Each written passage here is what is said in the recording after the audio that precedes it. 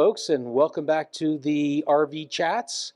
This is episode number 13, lucky number 13. Yes, in this week's video, we talk about what piece of gear we think is most important to have after the camera and the tripod. And I think you'll be surprised at some of our choices. So stay tuned and we'll get right into it. Okay, so Shawn, what is one piece of gear minus your camera or tripod that you cannot live without, and why? Well, the one piece of gear I'd really hate to give up, oddly enough, would be my L bracket. I know that sounds silly, that there's so many other things, you know, filters and polarizers and shutter releases. They're all kind of important, but there's all workarounds for those. Being able to just zip that, pull the camera out and turn it portrait, and then turn it back landscape. I use that probably every single time I take a photograph or go out and photograph an area. So, man, I would be hard pressed now to have to use the ball head and try to get that sorted out.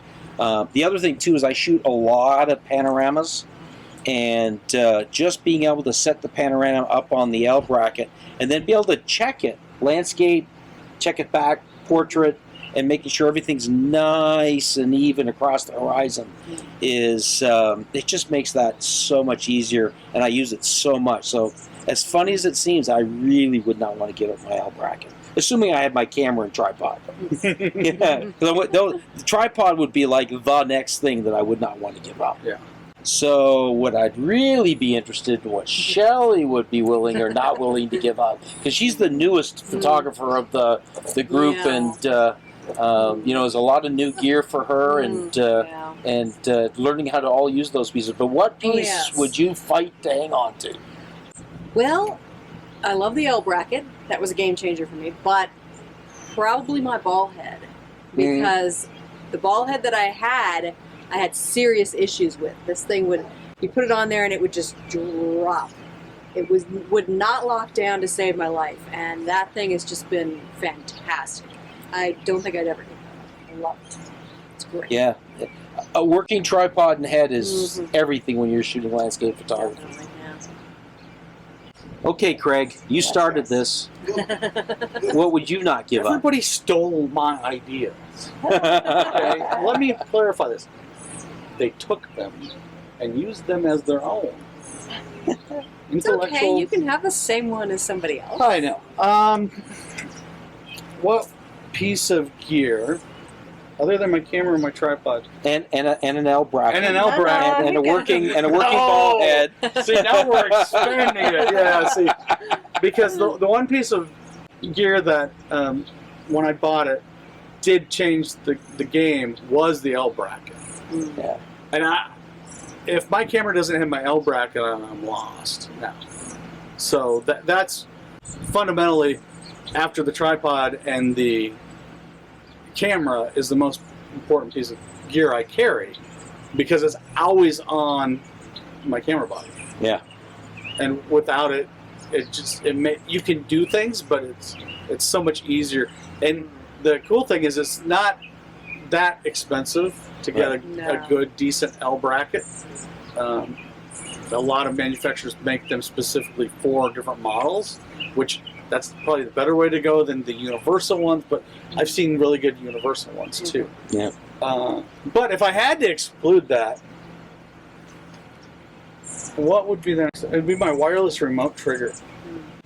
Yeah, you use that a lot. I'm actually surprised, because I've tried that and just tossed it right away. Yeah. So a lot of people will use the 10-second timer on their camera. I've used wired. My problem is my wired requires batteries, and I never remember to change them. Yeah. So, and I bought that wired for doing intervalometer and all that stuff, and lo and behold, my camera does that on its own, so I don't use that. I like the wireless trigger because I can set the camera up so that the first click brings the mirror box up. The second one is the shutter release. And then it works that way in all settings, and including bulb. so I can reduce any mirror shake right off the Right. bat. So click, 1, 2, 3, click. I got my picture. So that's the one piece that I freak out when I put it in the wrong place. Right. The world is ending. Just like if, for some reason, if I took the L bracket off my camera and put it somewhere and didn't remember where it was, I'd freak out. But that remote shutter, Shelley can attest that I go around the house going, "Where's my remote shutter? Yeah. I need my remote shutter," because it's just so easy, and I can have it in my pocket. I can even pace back and forth, like I did the other night at Badlands when we were shooting Milky Way.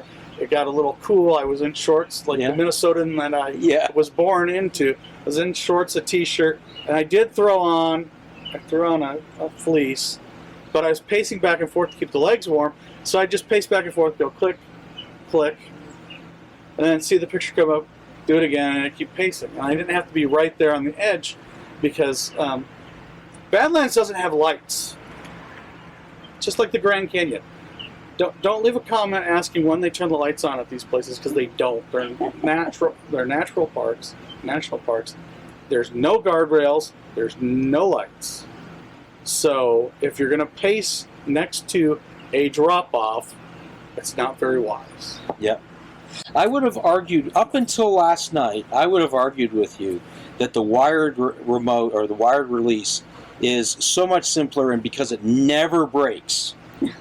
But what happened last night, Corinne? Yeah, my wired remote stopped working, which shouldn't happen. It's just mechanical, but maybe it got some wetness in it from our night in the thunder shower. Yeah. So what piece of gear do you not want to give up? My camera bag. Yeah, that's a good.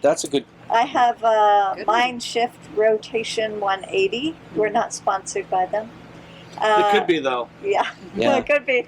And We'd like to be. it's great because it has a lower portion that I put my critical camera gear in, but I have a big pack on the back where I can store a sweater, some snacks.